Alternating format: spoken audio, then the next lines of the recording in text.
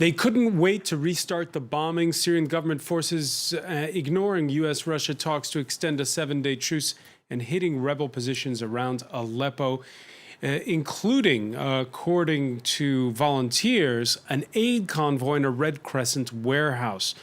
We're going to take stock of 7 days of truce that included both genuine lulls in fighting and flagrant violations, including the U.S.-led coalition's mistaken bombing of Assad forces fighting ISIS. Now comes Barack Obama's last annual opening of the United Nations General Assembly. He's both rival and partner to the Russians. Rival when it comes to the Assad government, potential partner in the fight against ISIS. Our attempts to revive the ceasefire, a pipe dream, and more broadly, after a presidency that's included deals with Cuba and Iran, will this UN week, well, mark the end of an era? In the France 24 debate, we're wondering if it's so much for diplomacy, the question that we're asking with Manuel Lafont-Rapnouil. He is the director of the Paris Bureau of the European Council on Foreign Relations. Welcome back to the show. Good evening. Journalist Dimitri de Kochko joins us as well. Good evening. Welcome back.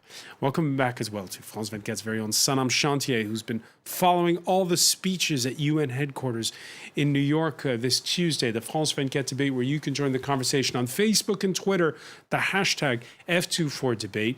Now, the latest from UN headquarters isn't necessarily happening inside that main assembly hall. A meeting on Syria taking place in a nearby hotel.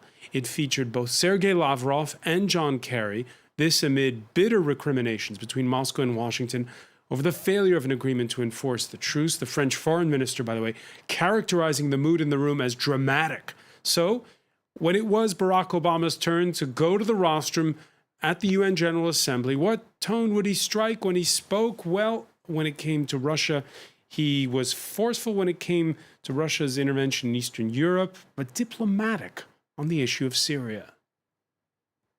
And are now at work helping to fuel both Syria's tragic civil war and the mindless medieval menace of ISIL. The mindset of sectarianism and extremism and bloodletting and retribution that has been taking place will not be quickly reversed. And our international community must continue to work with those who seek to build rather than to destroy. And there is a military component to that. It means being united and relentless in destroying networks like ISIL, which show no respect for human life.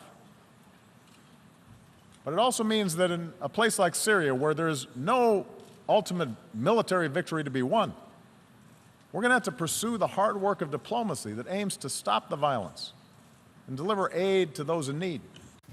No ultimate military victory to be won. Sanam Chantier, what did you think of Barack Obama's speech? Were you expecting this, the tone he struck when it came to Syria? The jab, certainly, I don't think it came as a surprise to any of us, especially because there are a lot of questions surrounding who hit the UN convoy that was trying to enter the much-needed, desperate for aid, rebel-held areas. The United Nations more cautious than at the outset. They're no longer speaking of a bombing, they're speaking of an attack instead.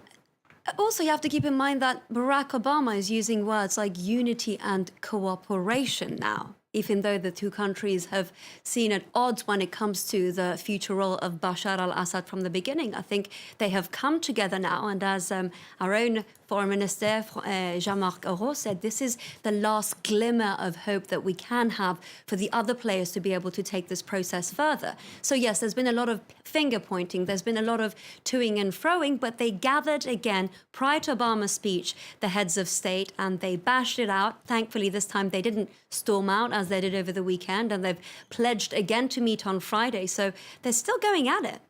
They're still going at it, but going at it behind closed doors in a way. Indeed, it is behind closed doors, and we're not hearing anything other than the fact that the ceasefire is not dead. We've heard this from both sides, but what has become a bone of contention here is the fact that tensions are rising between Moscow and Washington that have decided to partner together in this big conflict. One side is saying that the other as airstrike against the Syrian soldiers was not unintentional. The other is saying, you haven't put enough pressure on the Syrian government to provide these permits for the convoys to go in. And now that you have, you were aware exactly of the route. Why is it that they've been hit? So it's a very difficult position to be in. But like I said, they're not giving up quite yet. All right, on the hashtag F24 debate, Tim saying the bombing of aid trucks in Syria, the latest horrific act in a horrific war with absolutely no winners. Syrian civilians face this every day. Manuel Lafont-Rapnouil, your thoughts on Barack Obama? How's he playing this? Well, when they discussed the cessation of hostilities with Russia, the US planned the truce to last for 7 days, which means, and now on the eve of the General Assembly opening, as you mentioned, which was probably something meant to get some momentum for this diplomatic showdown in New York. And there's a meeting of the Security Council, which was, I think, meant to celebrate the success of the cessation of hostilities and try to push forward. So for him, the failure of the cessation of hostilities is damaging the records that he wants to varnish when he's exiting. He said that was his last speech in New York at the UN. So I think that was his mindset, trying to salvage what can be salvaged and to make a case for not calling the ceasefire dead already. How do you explain the breakdown? I explained the breakdown because this was a negotiation basically between the US and Russia. And the US and Russia, it's not the bipolar world anymore. They are not sufficient. Maybe they're necessary for an agreement in Syria, but they're not sufficient. They don't have control over the actors. Now, Sergei Lavrov blames John Kerry for not having control over the rebels.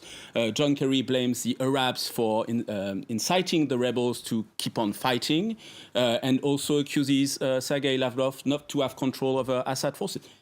They both don't have control. And it's not that they are not willing to go through that process of a cessation of hostilities and trying to get some little humanitarian assistance to the people in need, which is 13 million, by the way, people in need of humanitarian assistance in Syria these days. It's not that they are not really trying to do it. They don't have control, and they are, to my mind, they look like they are locked in this bilateral process, and that process has no traction on the ground. Dmitry Dikochko, you agree the US and Russia don't control the situation on the ground in Syria? I'm not sure the problem is of the control or not control. The problem is to know what did the American wanted. And by agreeing on this truce between Kerry and Lavrov, that is the first question. Was it just a play on time from the American side to allow their allies of rebels, in which they do not separate moderate, so-called moderate rebels from the Fatah al-Shams, who are in reality al-Nusrat, you're saying who are this in reality al-Qaeda. This is all strategy around the Battle of Aleppo. Of course, it's the Battle of Aleppo.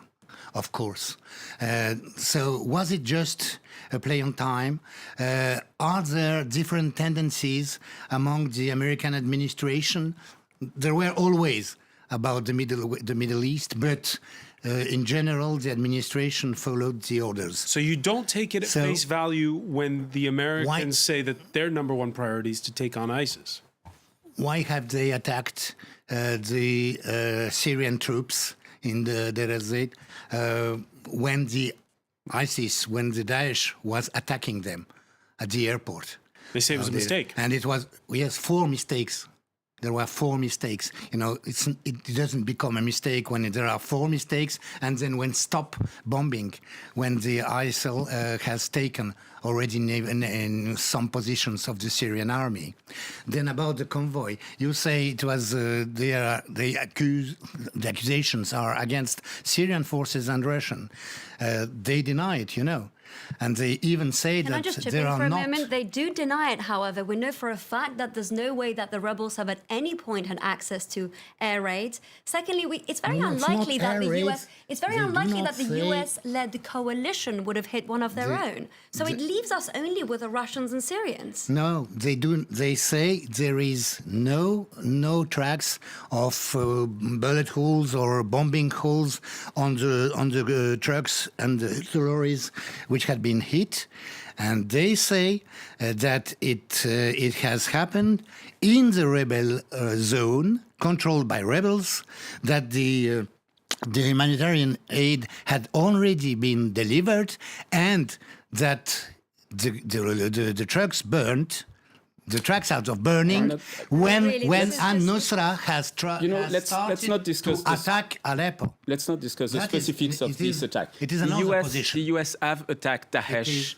since the beginning of the coalition strikes in Iraq. So maybe you don't believe that that one was by mistake, but they're fighting Daesh. Whereas we know that, and that makes a lot of mistakes, if it was mistakes, that the Russians and the Syrians are indiscriminately hitting civilians, hospitals, humanitarian... no proof of that. We have proofs on Kunduz. We have proofs on Yemen. What mean to you? The admittance of the Russians for them to show the hospitals which have I been work hit, at France 24. which We've have been covering hit by this on a the daily so-called basis. Russian or The civilian Syrian targets getting hit. No. We have footage of it. There's material of this. What proof do you need? You can show that there are the destructions, but there are no proofs of Russians attacking hospitals. I'm sorry, there are not. Moscow's denying it, that it bombed the aid convoy in Aleppo. As for its coverage at the start of the day this Tuesday, state television showing the Russian army providing humanitarian aid to a neighborhood controlled by the regime in Aleppo. The Kremlin denial contradicted, though, by those that are in the field. This is the warehouse of the Syrian Crescent. Abroad this house were more than 20 vehicles, 20 trucks full of food and flour and medicine and pampers and blanket. Today is 19 September of 2016. At the evening, exactly the evening, 7:30 o'clock, the regime helicopter targeted this place with 4 barrels.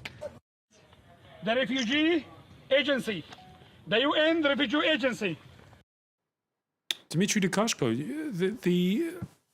the early indication on the ground is that there was an air attack.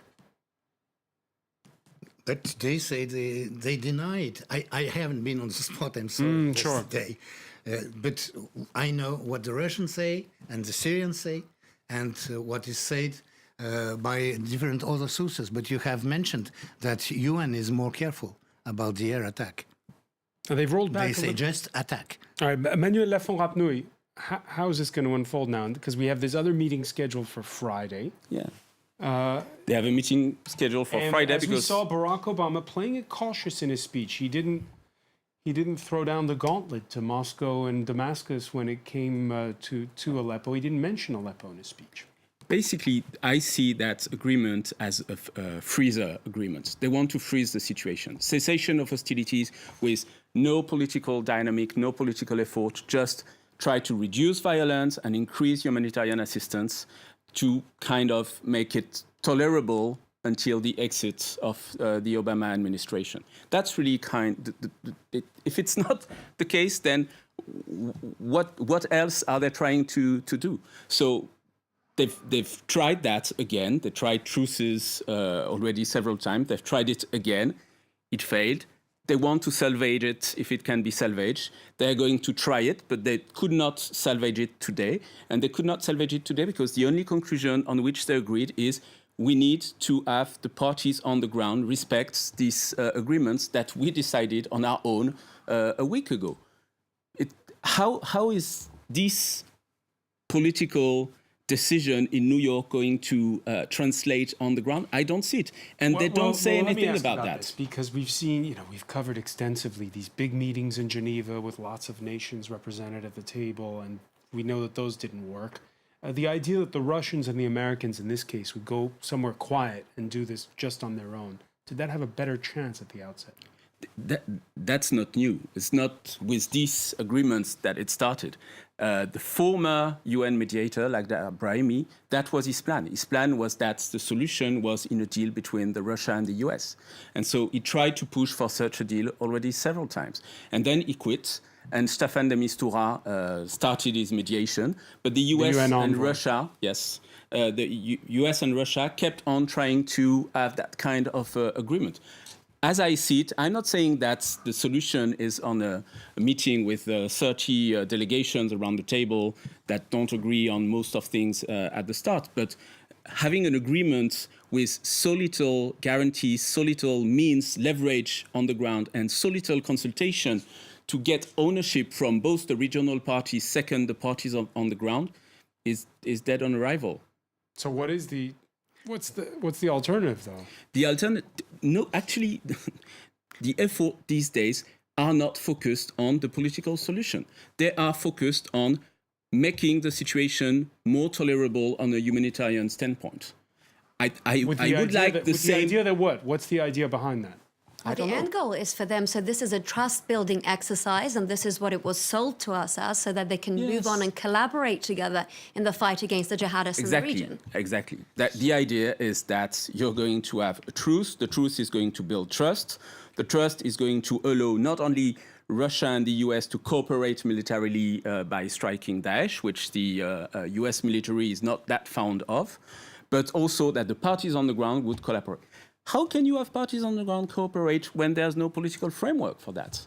That is not sustainable. You need a political framework. You need something. You need some political dynamic. You don't need a full-fledged solution. Regarding that Friday meeting? Yes, I am. Dimitri Dikoshko, are you as pessimistic? I don't. No. I hope. I always hope. But I don't know. I don't know who wants what in the American administration. Who wants what in all parties? Why just the US administration? It's possible Obama and Kerry want exactly what you are saying about it. I mean, a truce and freezing the conflict and trying to find a beginning of a political solution. But I'm sure that in the American administration and in the, elites of America, there are a lot of people who do not want that and who want to pursue their plan against Assad, to continue the chaos and to support the terrorist groups they have trained with the objective, and that Russians are persuaded of that. And you know, if you don't know that, you cannot understand the policy of Russia. All right, they think they are trained to be used in Caucasus and in Central Asia. After Syria, right?